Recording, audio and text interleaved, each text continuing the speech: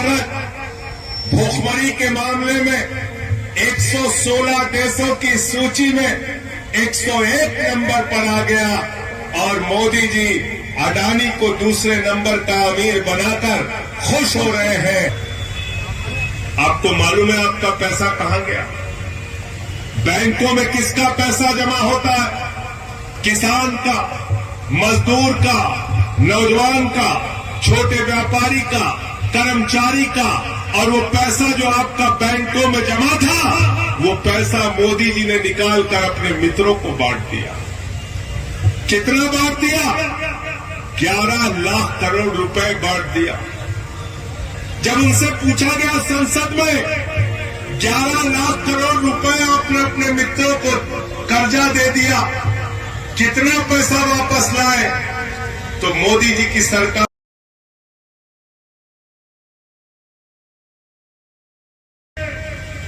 कि नरेंद्र मोदी जी की जो सरकार है वो हिंदुस्तान के किसानों को कष्ट दे रही है, माताओं बहनों को कष्ट दे रही है, नौजवानों को कष्ट दे रही है, अन्नदाताओं को कष्ट दे रही है, इस देश के आम आदमी को तकलीफ दे रही है। इसलिए सोमेंद्र ढाका अपने आप को तकलीफ देके सरकार से मांग कर रहे हैं कि उनकी तकलीफ दूर करो।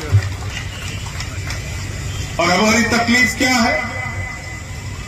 हमारी तकलीफ यह है दोस्तों कि देश का अन्नदाता कहता है हमारे फसल का दाम दे दो, सरकार कहती है पैसा नहीं है। नौजवान कहता है हमको नौकरी दे दो, सरकार कहती है पैसा नहीं है। माताएं बहनें कहती है बच्चों का दूध बहुत महंगा हो गया, आटा दाल चावल भी महंगा कर दिया, दूध दही छाछ पे भी टैक्स लगा दिया।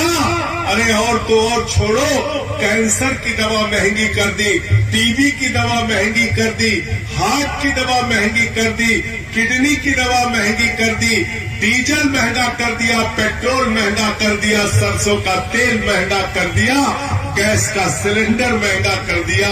महंगाई तो कम कर दो मोदी जी। मोदी जी कहते हैं पैसा नहीं है, पैसा नहीं है। लेकिन ये पैसा गया कहां?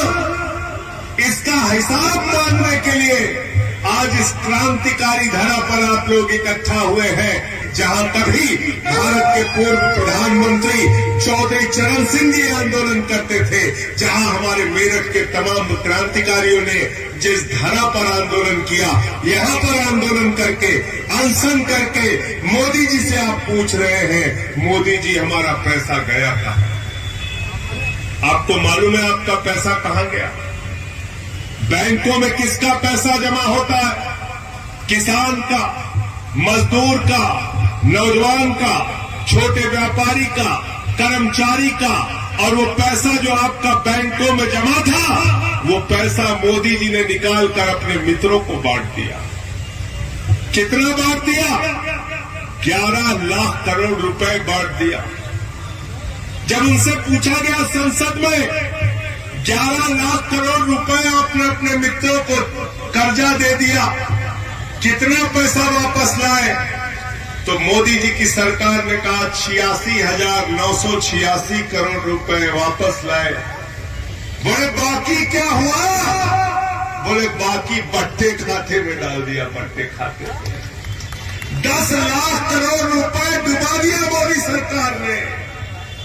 आपके बच्चों के दूध के लिए पैसा नहीं है, लेकिन मोदी जी के मित्रों के लिए 10 लाख करोड़ रुपए लुटा दिया। 10 लाख करोड़ रुपए सोमेंद्र ढाका का अनशन इस बात के लिए है कि वो 10 लाख करोड़ रुपए उनसे वसूल करो और ये पैसा किसानों को दो, मजदूरों को दो, नौजवानों की नौकरी को दो और हमारी माताओं बहनों को महंगाई से छुटकारा पाने के लिए ये मांग कर रहे हैं।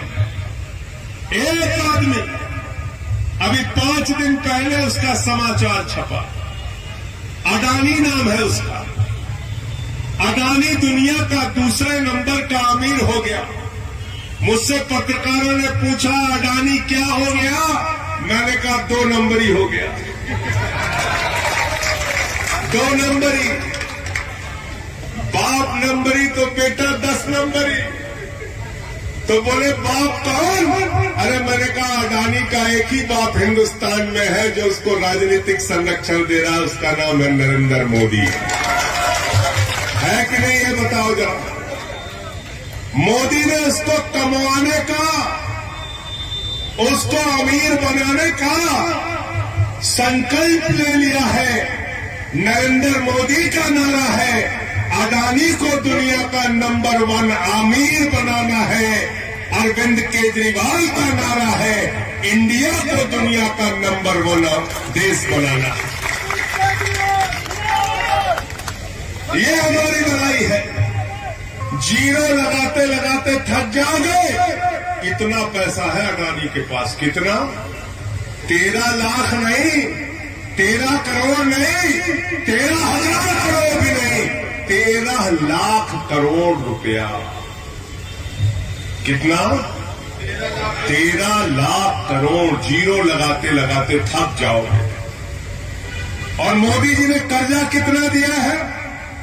सोमेंद्र भाई ने बताया 77,000 करोड़ बैंक का कर्जा माफ कर दिया।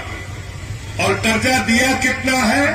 2.5 लाख करोड़ रुपए बैंक का कर्जा दिया है। 2.5 लाख करोड़ रुपए बैंक का कर्जा दिया है।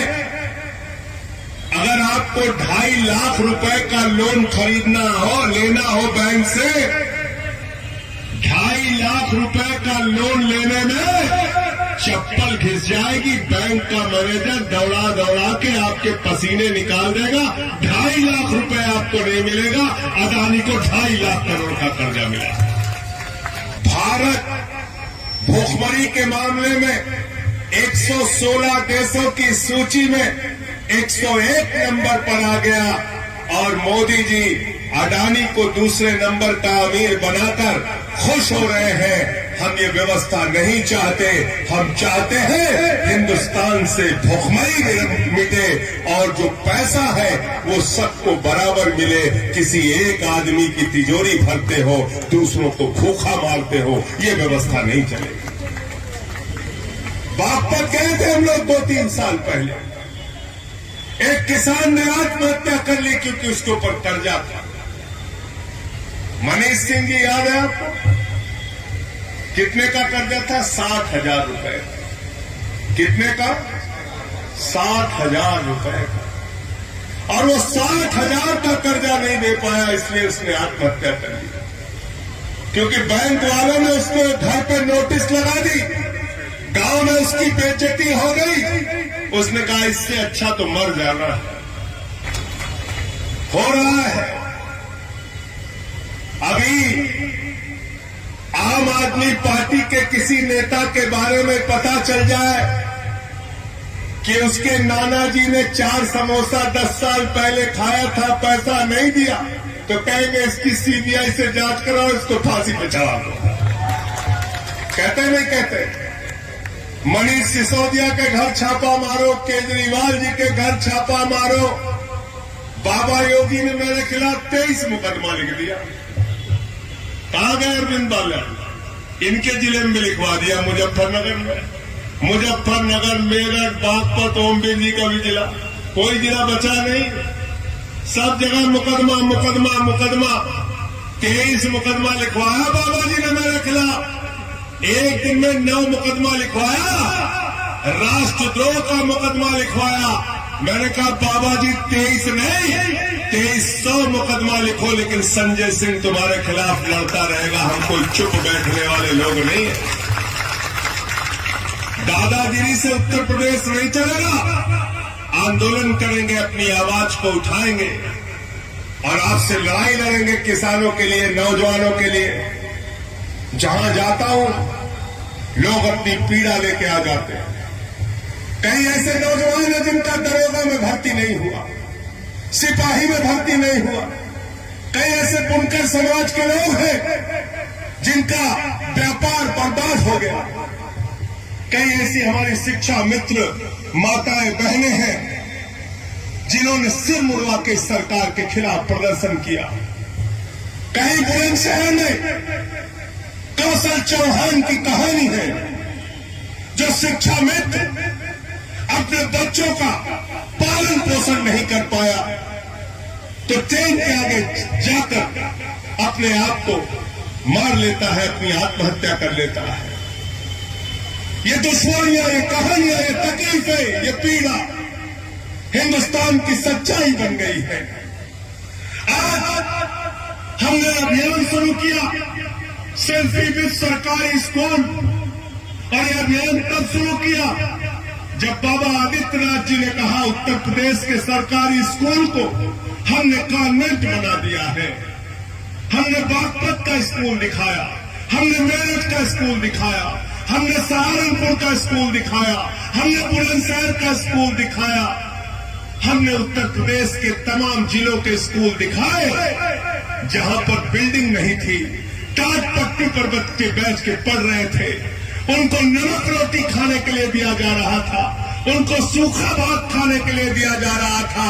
आदित्यनाथ जी, ये व्यवस्था उत्तर प्रदेश में नहीं चलेगी कि तुम्हारे मंत्री मोटा माल लूटे और हमारे बच्चे भात खाएं, नमक खाएं, रोटी खाएं। ये व्यवस्था हम चलने नहीं देंगे।